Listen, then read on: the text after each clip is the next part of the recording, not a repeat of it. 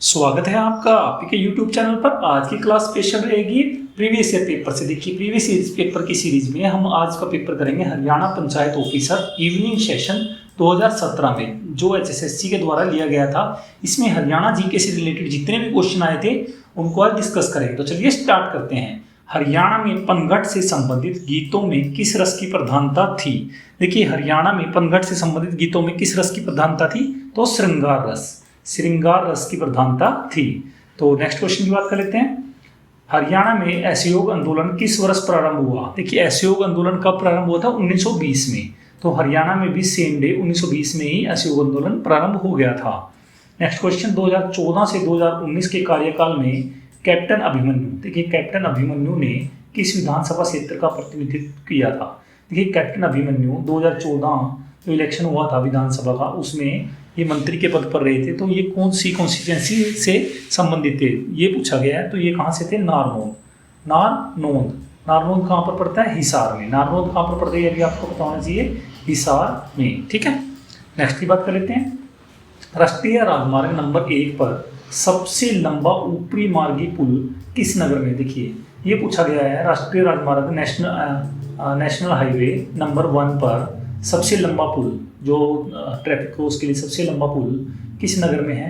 तो ये है पानीपत में। कहाँ पर है? पानीपत में। देखिए, राष्ट्रीय राजमार्ग 1 पर हरियाणा के प्रमुख नगर मुरथल, पानीपत, करनाल, पीपली, शाहबाद, अंबाला आते हैं। इस पर सबसे लंबा ऊपरी मार्गी पुल पानीपत नगर में है।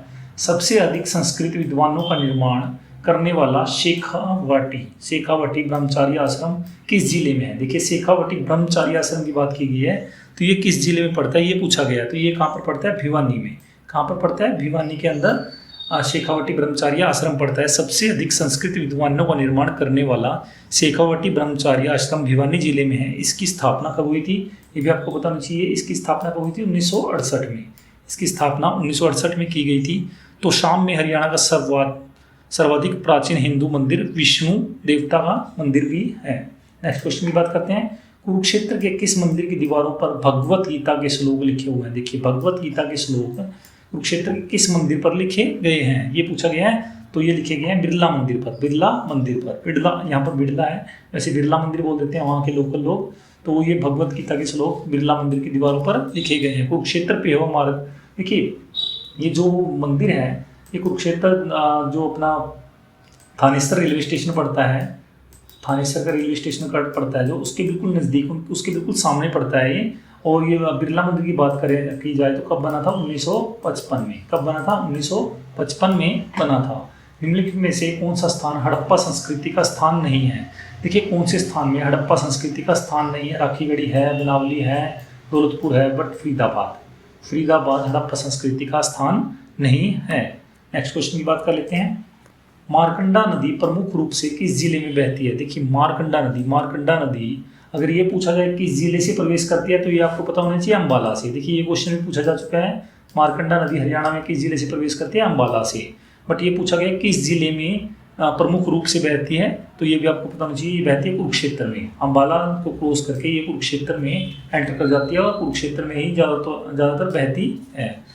तो मारकंडा नदी की बात करें, मारकंडा नदी हिमाचल प्रदेश के धरतीधर नामक पहाड़ियों के दक्षिणी ढाल से निकलती है और अम्बाला में कालाअंब नामक स्थान पर हरियाणा राज्य में प्रवेश करती है। देखिए, कालाअंब नामक स्थान है जहाँ से ये हरियाणा में प्रवेश करती है। दक्षिण की ओर बहती हुई यह नदी कुरुक्षेत्र जिले में दक्षिण पश्चिम दिशा धारण करती है। बाल मुकुंद गुप्त का किस क्षेत्र में योगदान रहा? बाल मुकुंद गुप्त का किस क्षेत्र में योगदान रहा है? पत्रकारिता, साहित्य, भवन, स्वतंत्रता सेनानी, उपरोक्त सभी। तो बाल मुकुंद गुप्त का सभी में योगदान रहा है। अगर बाल मुकुंद गुप्त की बात करें, बाल मुकुंद गुप्त हरियाणा के झज्जर जिले के गुड़ियानी गांव में जन्मे थे। कहाँ पर? झज्जर के गुड़ियानी गांव में। ये भी आपको पता होना चाहिए, झज्जर जिले के गुड़ियानी गांव में इनका जन्म हुआ था। हिंदी और उर्दू पर समान अधिकार रखने वाले इस पत्रकार ने उर्दू पत्रों, अखबार चुनार और कोहिनूर तथा 3 हिंदी पत्रों हिंदुस्तान, हिंदी, बंगवासी एवं भारत मित्र का संपादन किया था। नेक्स्ट की बात कर लेते हैं। प्रथम विश्व युद्ध में सैनिकों की सबसे अधिक भर्ती 22,144 किस जिले में हुई? देखिए, ये पूछा गया है। फर्स्ट विश्व युद्ध की बात की जाए, कब स्टार्ट हुआ था? 1914 से 1918। देखिए, ये भी आपको पता होना चाहिए, फर्स्ट वर्ल्ड वॉर कब हुई थी? 1914 से 1918 में। तो 22,114 सैनिक किस जिले से भर्ती किए गए थे, ये पूछा गया है। तो ये किए गए थे रोहतक से। कहाँ से किए गए थे? रोहतक जिले से। ठीक है, आगे बात करते हैं शंकर जादूगर की जन्मस्थली। जन्मस्थली है ये, जन्मस्थली कहाँ है? तो शंकर जादूगर देखिए फेमस जादूगर हैं, तो इनकी जन्मस्थली एलनाबाद। एलनाबाद, अब एलनाबाद किस जिले में पड़ता है ये आपको कमेंट करना है। ठीक है, ये आप कमेंट कीजिए मेरे पास। हरियाणा के सिरसा, वैसे मैं आपको बता देता हूँ, चलो ये हरियाणा के सिरसा जिले में पड़ता है। ठीक है, वैसे आप कमेंट भी कीजिए, जब मैंने पूछा तो आपको पता था या नहीं ये बताना है आपने। गुरुग्राम को किस आचार्य से संबंधित माना जाता है? देखिए गुरुग्राम को किस आचार्य से संबंधित माना जाता है? गुरु द्रोणाचार्य। गुरु द्रोणाचार्य, देखिए गुरु द्रोणाचार्य कौरवों और पांडवों के एक गुरु थे। गुरुग्राम का नाम द्रोणाचार्य से जुड़ा है। कहा जाता है कि गुरु द्रोण को उसके शिष्यों ने इसे गुरु दक्षिणा के रूप में भेंट किया था। गुरुग्राम जिले के गठन के समय यहाँ 3 रियासतें तथा 11 परगने थे। धार्मिक व ऐतिहासिक स्थल कोल किस जिले के अंतर्गत? कोल, कोल पूछा है। कोल आता है कैथल में। कोल कहाँ पर पड़ता है? कैथल में। कोल में एक यूनिवर्सिटी भी है, ये भी आपको पता होना चाहिए। ठीक है, धार्मिक व ऐतिहासिक स्थल कोल कैथल जिले के अंतर्गत है। कैथल के फरल गांवों में फल्गु का मेला लगता है। फल्गु का मेला कहाँ पर लगता है? फल्गु गांव में लगता है। कैथल को हनुमान का जन्म स्थल भी माना जाता है। पुराणों के अनुसार कैथल की स्थापना युधिष्ठिर ने की थी। किसने की थी? युधिष्ठिर ने। ठीक है, ज्येष्ठ पांडव पुत्र थे जो युधिष्ठिर, उसने इसकी स्थापना की थी। नेक्स्ट क्वेश्चन की बात कर लेते हैं। पुरातत्व से संबंधित मीताथल, मीताथल स्थल किस जिले के अंतर्गत है? मीताथल किस जिले के अंतर्गत है? भिवानी के। कहाँ पर पड़ता है? भिवानी में। मीताथल भिवानी में पड़ता है। मीताथल गांव जिला भिवानी में स्थित है।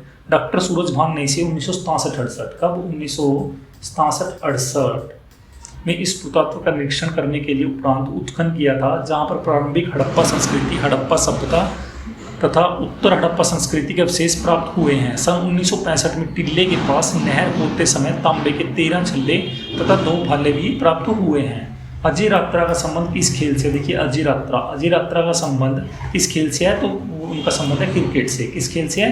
क्रिकेट से। देखिए हरियाणा से अगर बात की जाए कपिल देव, ठीक है, अजय यात्रा, जोगिंदर राव, जोगिंदर शर्मा, नवाब पटौदी तथा अजय जडेजा आदि हरियाणा राज्य से संबंधित है। अजय यात्रा का संबंध क्रिकेट खेल से है। ग्राम पंचायत का नेता कौन होता है? ग्राम पंचायत के नेता की बात की है तो कौन होता है? सरपंच। गाँव की जो पंचायत होती है उसका मुखिया कौन होता है? सरपंच होता है। ग्राम पंचायत का नेता सरपंच होता है। हरियाणा में ग्राम सभा की बैठक साल में 2 बार बुलाना। देखिए साल में कितनी बार?